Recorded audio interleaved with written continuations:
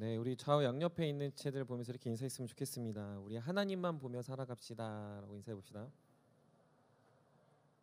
네, 하나님만 보며 살아가는 모든 청년들 되길 소망합니다. 잃었을 때 깨닫는 소중한 것들이 있습니다. 내가 갖고 있다가 그것들이 잃어버렸을 때, 그것들이 사라졌을 때 깨닫는 것들이 있죠. 분명 충분히 소중하고 감사한 것이었지만 그것이 나에게 있을 때는 잘 두각을 드러내지 못하다 그것이 사라지면, 그것이 없어지면 우리는 극한 결핍과 또한 그것들을 원하는 마음이 있습니다.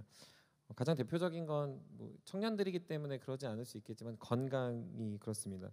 저도 23년도 말에 건강검진을 받고 되게 단순했어요. 건강검진표가 뭐 나머지 수치 정상, 살을 빼야 합니다. 이렇게 해가지고 24년도 내내 그 푸사오를 다녔습니다. 근데 이제 식단을 안 하니까 건강한 돼지가 되어가는 느낌이 좀 들어서 좀 마음이 아프지만 그래도 운동을 해야겠구나라는 게 건강을 잃어가면 느낄 수 있다는 거죠. 친구도 그렇습니다. 늘 내 옆에서 나와 함께 할 것 같았던 친구도 아주 사소한 문제 혹은 다툼 때문에 멀어지고 그 친구와 누렸던 어떤 유익 혹은 추억들이 한순간에 없어지는 경험들도 친구를 잃을 때 하는 경험입니다.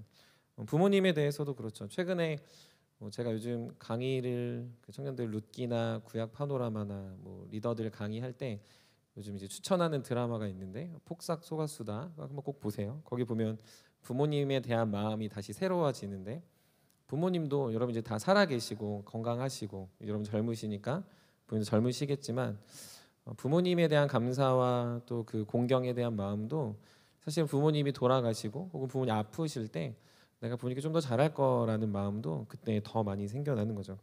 그뿐만이 아닙니다. 돈도 그렇죠. 있을 때는 잘 모르지만 없을 때는 그렇게 궁하고 내가 좀 더 아꼈을 거라는 생각도 들고 어떤 명예, 직책, 여러분들의 어떤 위치도 내가 그것들을 그 위치에 그 상황에 있을 땐 잘 모르다가 그렇지 못할 때 그 상황에 우리가 합당하지 않을 때 우리는 굉장히 어렵다 혹은 옛날이 좋았다라는 이야기들을 하곤 합니다. 이처럼 우리가 그것이 진짜 좋았다, 그것이 내 안에 참 만족이 됐다라는 걸 갖고 있을 때 느끼는 게 아니라 그것이 떠나야 할 때, 그것이 내 앞에서 사라졌을 때, 물거품처럼 없어질 때 우리는 그것의 진정한 가치 혹은 그것에 대한 의미를 발견하곤 합니다. 한국 속담에 이런 말이 있습니다. 소 잃고 외양간 고친다라는 말이 있죠. 이런 말을 어렸을 때부터 많이 들었을 거예요. 이 말의 교훈이 무엇입니까? 잃어버리기 전에 잘해라입니다.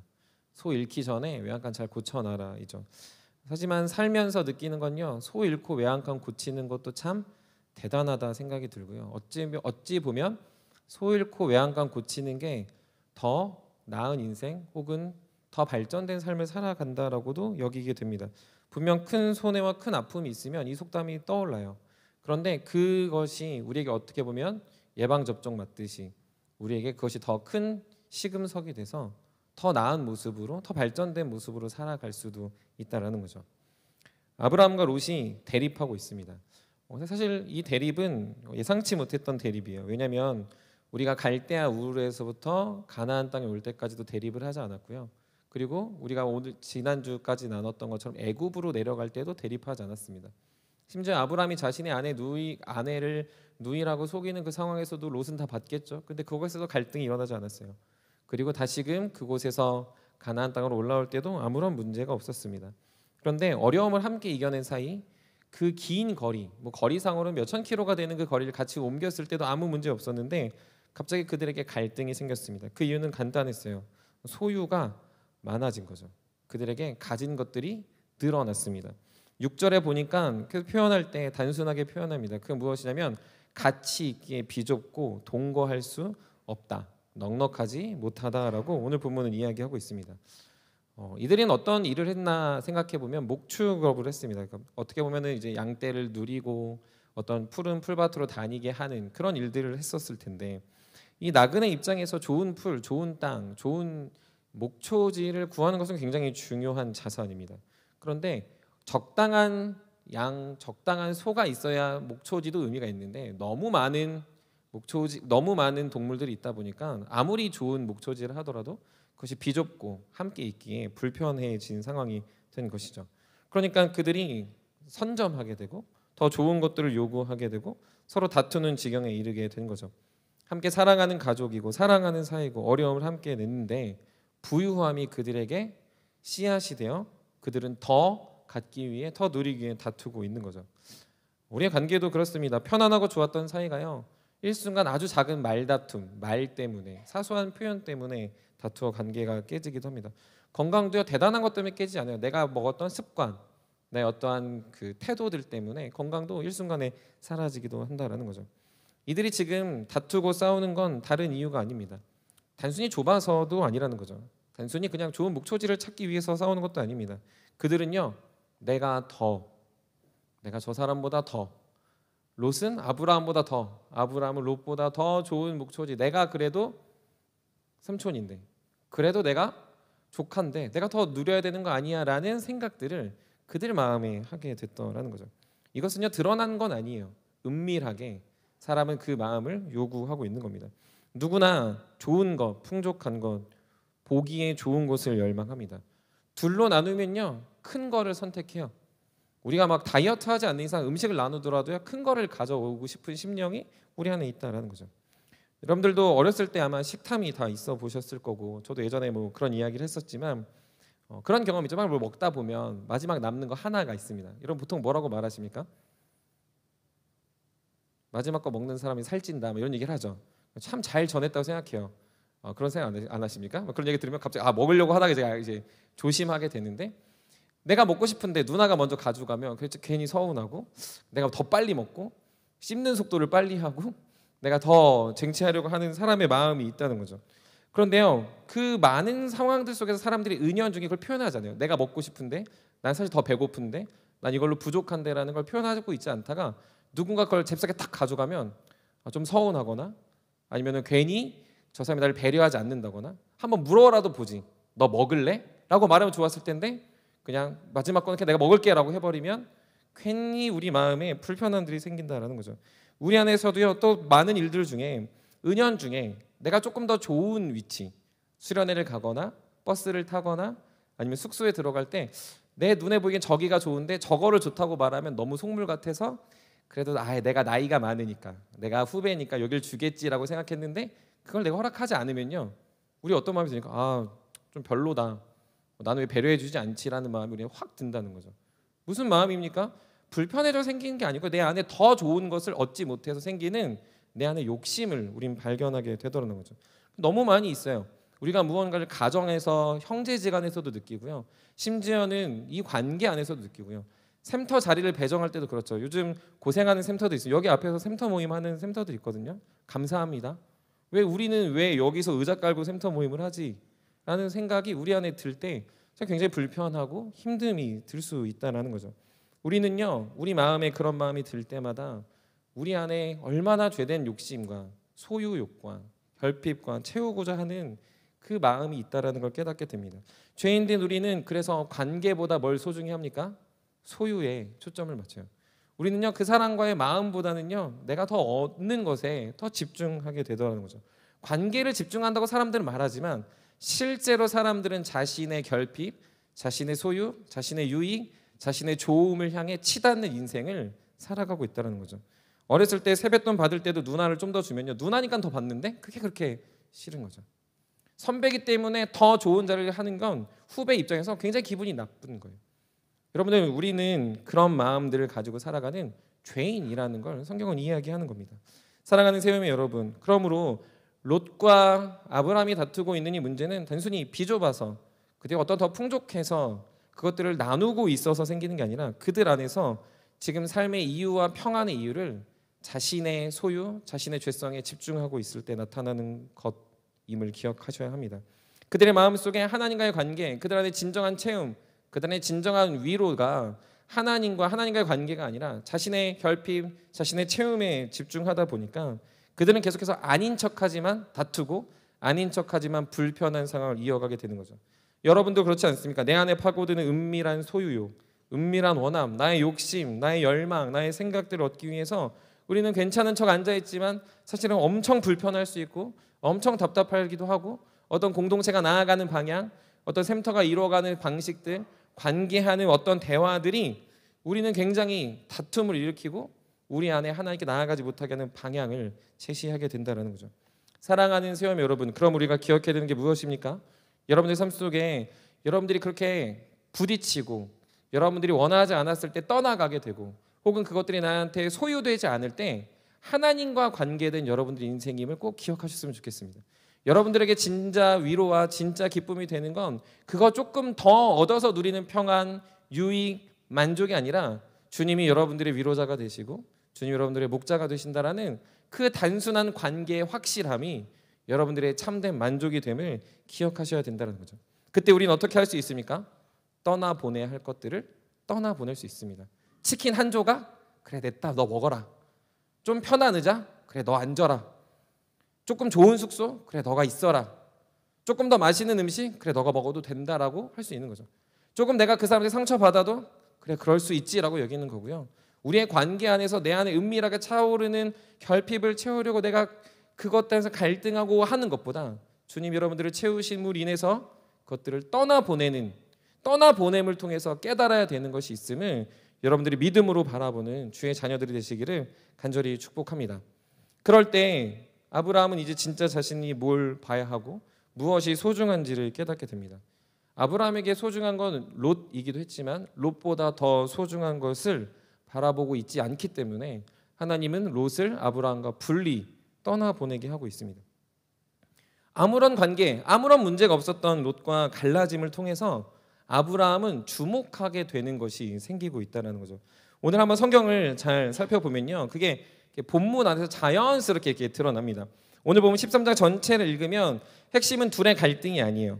아브라함이 놓치고 있었던 것을 보여주려고 떠나보내야 될 롯에 대해서 이야기하고 있는 거죠. 창세기 12장에 보면요, 아브라함은 이주한 땅 가나안 땅에서 베델이라는 곳에 제단을 쌓습니다. 창세기 12장 7절 8절 우리 한번 같이 앞에 화면을 보고 읽어보도록 하겠습니다. 읽겠습니다. 시작. 여호와께서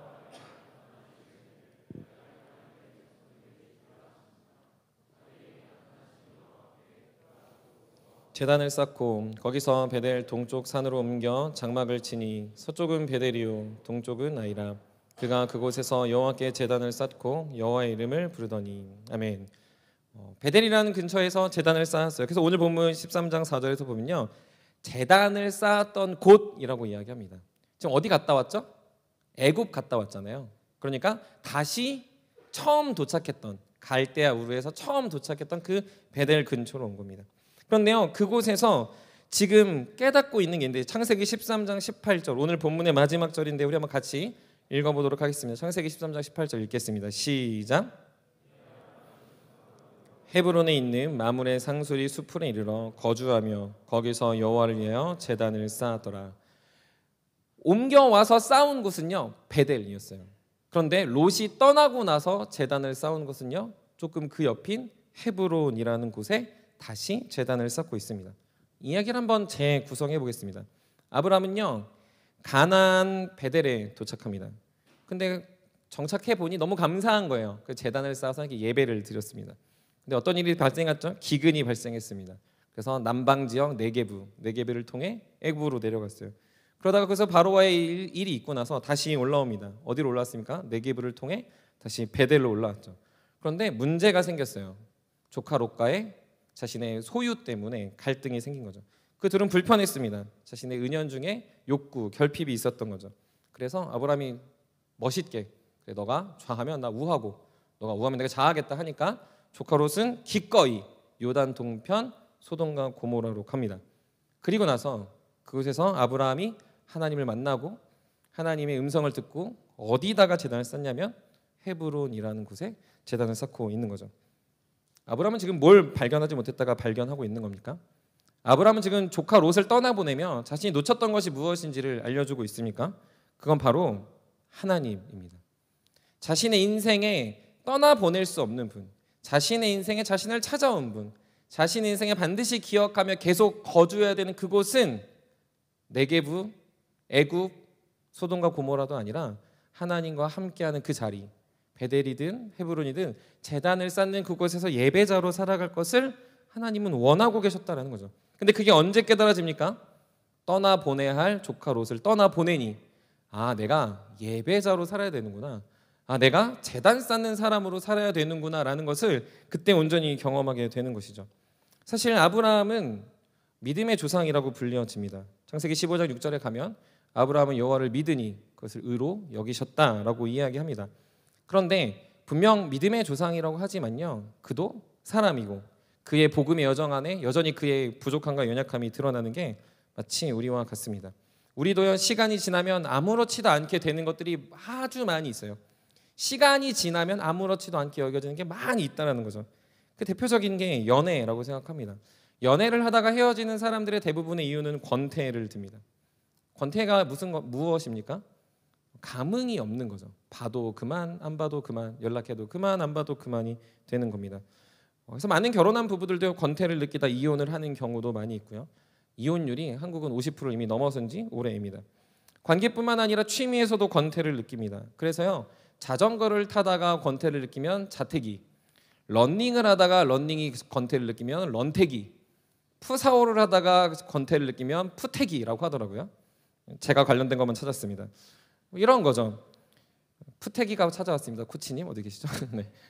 이런 거예요. 여러분, 권태 다 느끼는 거예요. 시간이 지나니까 어느 순간 재미가 없고 감사와 감격이 사라지고 굳이 해야 되나? 다른 거 할까? 다른 게 더 재밌었던데? 이런 생각이 드는 겁니다. 익숙함이 그 존재를 평가하게 되는 겁니다. 계속 보니까 그 존재를 평가함이 익숙해서 가치를 하락시키는 거죠.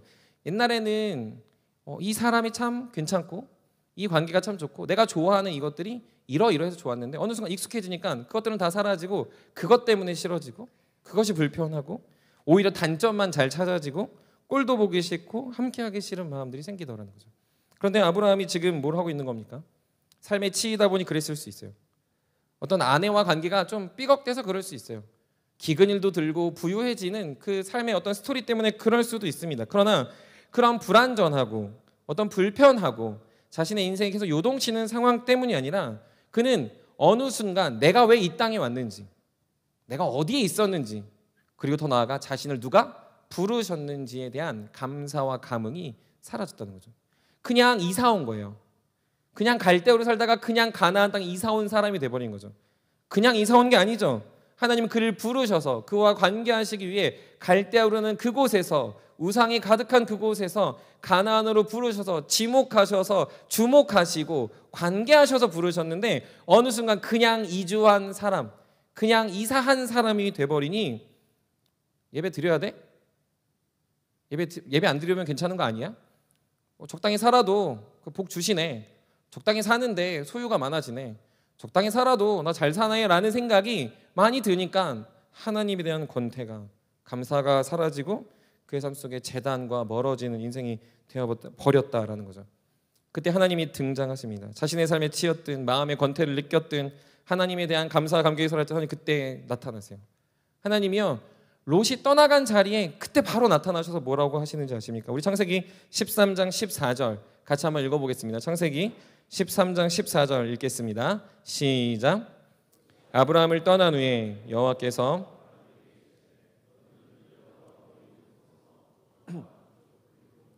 서쪽을 바라보라.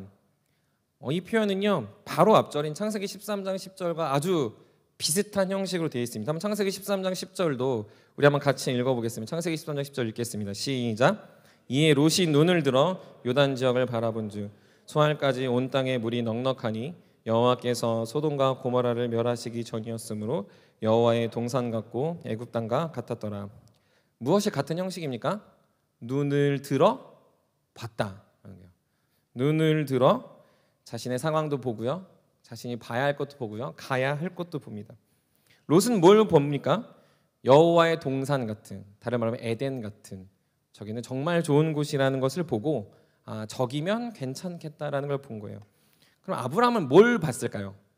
여러분 상상을 한번 해보세요. 아브라함은 뭘 봤을까요? 아브라함은요, 끝없이 펼쳐진 지평선, 저 끝까지 있는 희미한 땅, 자신에게 약속하셨지만 저기가 대체 뭔지 모르는 수많은 부족들이 사는 곳, 그렇지만 그 먼 곳을 계속 본 거죠. 여러분 어디 선택하실래요? 여러분이 아브라함이라면 감사합니다. 야, 동쪽과 서쪽과 남쪽과 북쪽을 바라보니 저 큰 땅이 있군요. 감사하시겠습니까? 아니면 눈에 보이는 그냥 돈, 명예, 권력 이렇게 딱딱딱딱 나오는 것처럼 너 차 살 거야 라고 하는 게 낫겠어요? 아니면 차 키를 주면서 이 차가 네 거야 라고 말하는 게 좋겠어요? 여러분, 우리는 눈에 보이는 것에 집중하더는 거죠. 동일합니다. 눈을 들어보는데요, 조카 롯은요 명확했어요. 적이구나 했어요. 근데 아브라함은요, 눈을 들어봤는데 하나님이 나타나서 눈을 들어보라고 했는데 동쪽과 남쪽과 서쪽과 북쪽 그냥 그 땅에 보이는 거죠. 정확한 아웃풋이 없는 겁니다. 결과가 있는 것 같지만 없는 거죠. 나에게 있는 것 같지만 저 땅은 내 땅이 아닌 것 같은 거죠. 잘 된다고 말하지만 과연 잘 살 수 있을까라는 생각이 아브라함 마음에 들었을 수 있다라는 겁니다. 제가 군대를 갈 때 비전이 하나 있었습니다. 그때 이제 열심히 제자 훈련을 하고 군대를 가기 때문에 그때 이제 기도 카드를 나눠주면서 제가 군대를 이런 목적으로 가겠습니다라고 나눠드렸어요. 그래서 친구들하고 뭐 목사님들하고 나눠주면서 그때 이제 기도 카드를 만들었는데 그때 기도 카드의 제목이 가서 제자 삼으라였습니다. 군대를 가는 청년에게 포부는 마태복음 28장 19, 20절이었어요. 가서 군대에서 제자를 삼겠다. 말씀도 암송하고 사람들 양육해야겠다라고 생각했습니다. 영적인 전쟁터라 여기고 그곳에서 2년의 시간을 잘 버텨보자 했습니다. 처음에 굉장히 막막하고 답답했습니다. 하나님이 주신 은혜도 있었지만 오히려 은혜를 까먹고 그곳에서 군인화되고 오히려 마음이 녹아지고 점점 더 세상처럼 닮아가는 저를 발견하게 됐습니다. 그럼에도 불구하고요, 그곳에서 하나님이 수많은 역사를 이루셨어요. 제일 대표적인 건 제가 군대를 들어갈 때는 교회를 제가 간 게 1번이었어요. 1호. 군대 역사가 50년 됐는데 군대에서 교회를 간 사람이 심영보가 1번이었어요. 그리고 제가 전역할 때는 부대의 반이 교회를 갔습니다. 그래서 주변 교회와 연대해서 교회 가서 특송도 하고 그곳에서 같이 예배도 드리고 교회 안에서 같이 그 군대 안에서 같이 말씀도 나누는 그 후배들이 생긴 거죠. 말씀의 실제를 느꼈습니다. 그러다가요 전역을 했어요. 열심히 계속 군대 생활도 하고 이제 교회를 다 왔으니 교회에서 열심히 해야겠다 했는데 청천벽력 같은 소식이 들렸습니다. 그 뭐냐면요, 저희 부모님이 교회를 옮기셔서 저도 교회를 옮겨야 된다는 요청이었어요. 제가 열심히 훈련받았던 모교가 있고요. 근데 그 모교에서 이제 아버님이 다른 교회로 가시니까 저희도 어쩔 수 없이 교회를 옮겨야 되는 상황이 된 거죠. 제 동기들, 제 친척, 제 친한 사람들은 다 모교에 남아 있는데 가정이 교회를 옮기다 보니 그래 나도 한번 옮겨보자라고 해서 제가 살던 곳에서 약 1시간 정도 떨어진, 인천이 꽤 큰데 1시간 정도 거리를 가야지 갈 수 있는 교회를 가게 됐습니다. 아무도 몰라요.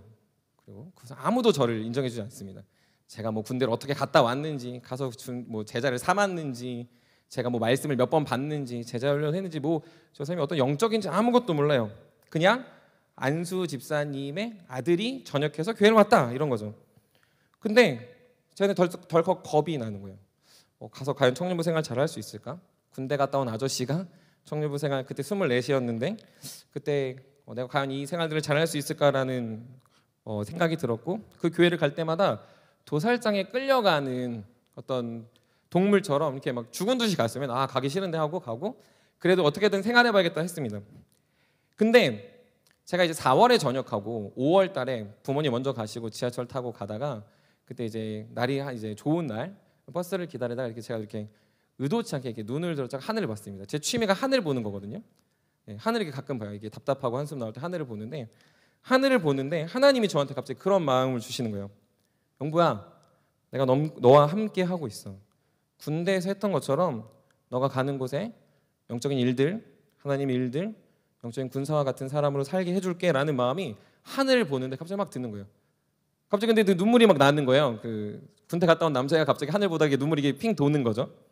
너무 답답했고 교회 가기 싫고 아무도 모르고 교회 가면 예배만 드리고 오고 아무도 나한테 아는 척하지 않고 모교에서는 인싸 중에 인싸였는데 교회를 옮기니까 나는 아예 뭐 듣보잡 중에 듣보잡이 되어버린 이 상황 속에서 답답했는데 하늘 딱 봤는데 하나님이 그냥 갑자기 맑은 하늘에 구름 몇 점 떠 있는 그 상황에 제 마음에 영부야 걱정하지 마. 내가 너와 함께 할게. 너가 군대에서 그렇게 살았던 것처럼 여기서 그렇게 살 수 있을 거야 라는 마음을 주시더라는 거죠.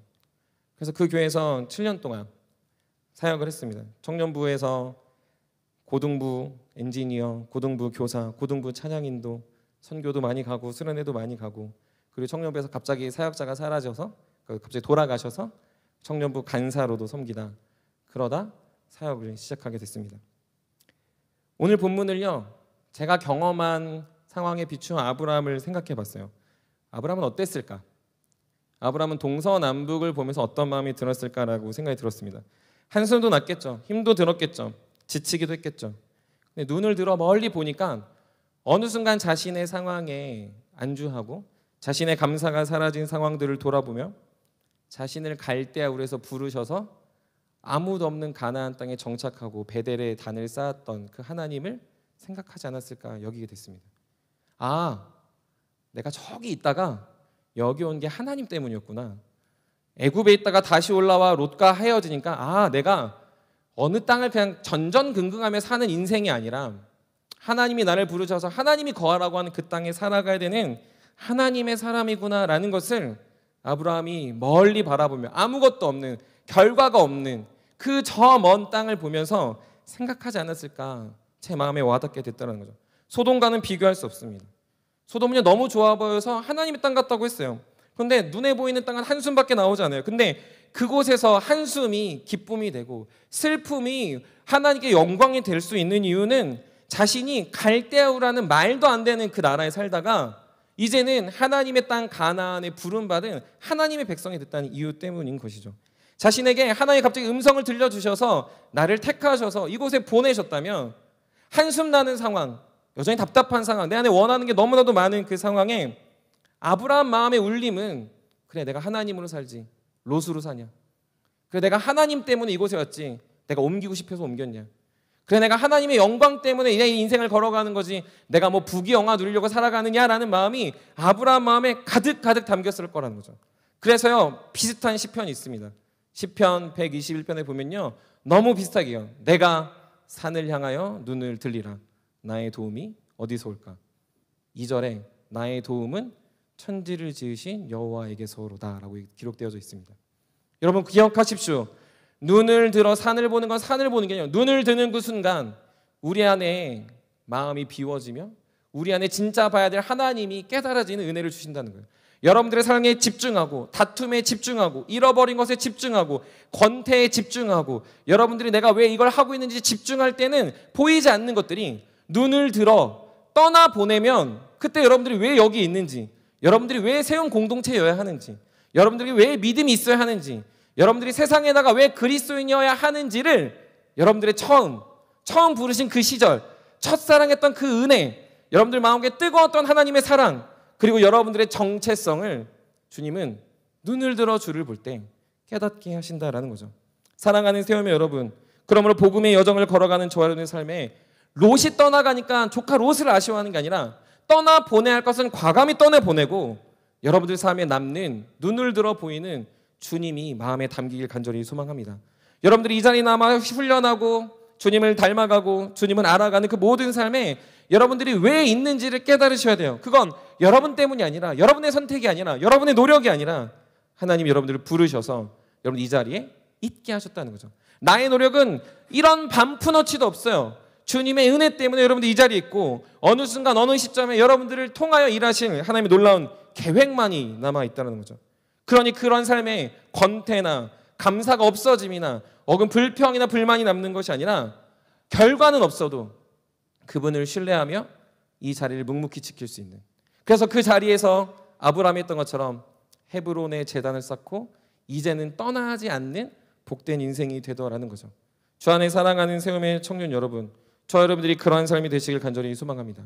여러분들의 삶 속에 있어야 할 자리가 이곳이라면, 여러분들을 보내주신 그 직장이 그곳이라면, 여러분들의 가정을 허락하신 그곳이라면 그곳에서 헤브론의 제단을 쌓아 떠나지 않았던 아브라함처럼 눈을 들어 산을 보고 하나님의 영광을 바라보며 그곳을 지켜내는 믿음의 사람들이 되십시오. 여러분들에게 주어진 줄로 재어진 구역, 여러분들에게 허락되어진 아름다운 그 자리들을 하나님 바라보며 섬기는 거지 어떤 나의 소유와 나의 필요와 나의 만족을 누리기 위해 살아가는 게 아닌 거죠. 떠나보내지 말아야 할 것들이 가득해서 내가 잡고 살아가는 인생이 아니라 다 떠나보내도 주님 한 분이면 그곳을 떠나지 않을 이유가 명백하고 그곳에 살아가는 우리의 삶은 영광스러운 인생이 된다는 걸 성경은 저와 여러분에게 알려주고 있습니다. 사랑하는 청년 여러분, 그러니 저와 여러분들이 아브라함이 보여줬던 예배자, 단을 쌓는 자처럼 여러분들의 삶의 예배자가 되시고 여러분들이 이 자리, 공동체, 샘터, 직장 어디서든지 하나님의 영광을 붙잡고 살아가는 귀하고 귀한 주의 자녀들이 되시기를 간절히 소망합니다. 말씀을 마무리합니다. 하나님과 동행하는 삶, 복음의 여정은 내가 원하든 원하지 않든 버려야 할 것들을 맞닥뜨리게 합니다. 버려야 할 것들 투성이라는 걸 알게 돼요. 그건 왜 그렇습니까? 우리가 엄청난 죄인이고 우리 안에 결핍과 공허함을 우리는 계속 소유로 증명하려 하기 때문에 그렇습니다. 그러니까요, 버려야 할 것들을 계속 보여주세요. 이것도 버려야 된다, 이것도 버려야 된다. 왜 갑자기 부여해졌는지, 왜 갑자기 관계가 틀어졌는지 잘 몰라요. 하지만 그 모든 순간은 우리가 계속 채움, 소유로 우리를 만족하려고 하는 우리의 죄성을 직시하게 하는 겁니다. 그때 우리는 어떤 태도를 취해야 됩니까? 버리면 됩니다. 그래, 이거 너 해. 그래, 이거 너가 가져도 돼. 그럴 수 있지. 그래, 너 다 해라. 해도 됩니다. 왜요? 그게 진짜 중요한 게 아니니까. 그게요, 여러분들이 채우는 게 아니니까. 저 여러분의 삶에 진짜 중요한 건 무엇입니까? 저 여러분들이 이 자리를 부르신 하나님의 은혜입니다. 내가 원한 적 없어요. 여러분, 우리 이 자리에 불러달라고 한 적 없습니다. 주님, 저여야만 합니다라고 말한 적도 없어요. 근데요, 갈대아 우루 같은 인생이었던 우리를 이곳으로 부르신 하나님의 은혜가 이곳에 있다라는 겁니다. 여러분들에게 있는 거예요. 그래서 여러분들은 제단을 쌓았어요. 베델 같은 제단이죠. 스쳐갔던 베델일 수 있습니다. 그 제단이 잊혀졌을지 몰라요. 그 감격과 감사가 권태로 사라졌을지 몰라요. 하지만 그것으로 인생이 끝나지 않습니다. 뭘 보여줍니까? 다시 쌓는 제단, 다시 쌓는 헤브론이 있어야 돼요. 하나님 우리에게 그걸 요청하시는 거예요. 너 왜 잘못했냐, 너 왜 그걸로 갔냐 말하는 게 아니에요. 여러분들, 버려지는 게 있으면 버리세요. 버려지는 게 있으면 내버려 두세요. 안 되는 게 있으면 포기하세요. 그때 진짜 포기하지 말아야 할 주님에 대한 감사와 주님의 손길을 그때 볼 수 있는 거죠. 눈을 들어 하늘을 보고, 눈을 들어 나의 도움이 어디서 보고, 우리 마음속에 말하시는 하나님의 함께하심, 하나님의 위로, 하나님의 따스함이 느껴져야 돼요. 청년들이 살아간 인생에 각박한 것뿐이잖아요. 나의 월급이 각박하고요, 여러분들의 성적이 각박하고요, 우리의 외모가 각박하고요, 우리의 관계가 각박합니다. 그때마다요, 나는 더 쪼그라들어 떠나보내지 말아야 될 것 같고, 이건 놓치지 말아야 될 것 같이 그렇게 우리 아둥바둥하면서 살아가잖아요. 그때요, 아브라함처럼 떠나보내십시오. 그래야 보여요. 그래야 하나님이 보이고요, 그래야 하나님께 감사할 수 있다고요. 그래야 그 인생을 통해서 하나님이 제단을 쌓으시고 그 제단의 예배를 받으시고 그곳에 거하는 하나님의 사람들은 믿음의 자녀, 믿음의 백성이 될 수 있다고 성경은 요청하고 있는 것입니다. 사랑하는 세움 여러분, 그러므로 여러분들이 그런 믿음을 가진, 버려야 할 것들을 버리고 잡아야 될 예수 그리스도의 영광, 주님의 은혜를 붙잡고 살아가는 주의 청년들이 되십시오. 복음의 여정을 걸을 때 거추장스러운 것, 히브리서 12장이 말하는 것처럼 허다한 모든 것, 얽매이기 쉬운 모든 죄를 내어버리고 믿음의 경주를 바라보며 달려가는 거죠. 그것만이 나의 감사이니까. 권태가 생길 수 없는 감사, 은혜밖에 없는 주님의 사랑, 은혜로만 설명 가능한 주님의 십자가를 바라보며 달려가는 인생이 저 여러분들이라는 거예요. 우린 또 넘어질 거예요. 우리가 쌓은 이 재단은 또 우리가 잊혀질 겁니다. 옛날에 예배 드렸었지라고 할 수 있을지 몰라요. 근데 그때 기억해야 될 건, 아 그래 나는 포기된 인생이야, 끝난 인생이야가 아니고요, 다시 눈을 들어 하늘을 보고, 눈을 들어 가나안 땅을 보며, 결과가 없는 것 같지만, 아무것도 없는 것 같지만, 아무것도 안 된 것 같지만 그 땅을 허락하신 주님 바라보며 주님의 제자로, 주님의 백성답게 여러분들 살아가셔야 됩니다. 그것이 저 여러분들이 봐야 되는 주의 은혜이고 주의 동행이며 신자의 모든 삶이라 말할 수 있습니다. 그러므로 2025년 복음의 여정을 걸어갈 때 떠나보내야 할 것들을 잘 떠나보내시는, 오직 하늘의 하나님만 바라보고 살아가는 세움의 청년들이 되시기를 주님의 이름으로 간절히 축복합니다. 서로를 바라보며 예배의 재단을 쌓고, 기도의 재단을 쌓고, 여러분의 경건의 재단을 쌓고, 그때마다 눈에 보이는, 눈에 감격이 되는 하나님의 영광이 여러분들 마음에 가득 채워져서 포기하지 않는 인생, 믿음의 인생, 믿음의 여정을 끝까지 걸어가는 우리 모두가 되시기를 주님의 이름으로 간절히 축복합니다. 우리 다 같이 일어나서 찬양하고 기도의 자리로 나아가도록 하겠습니다.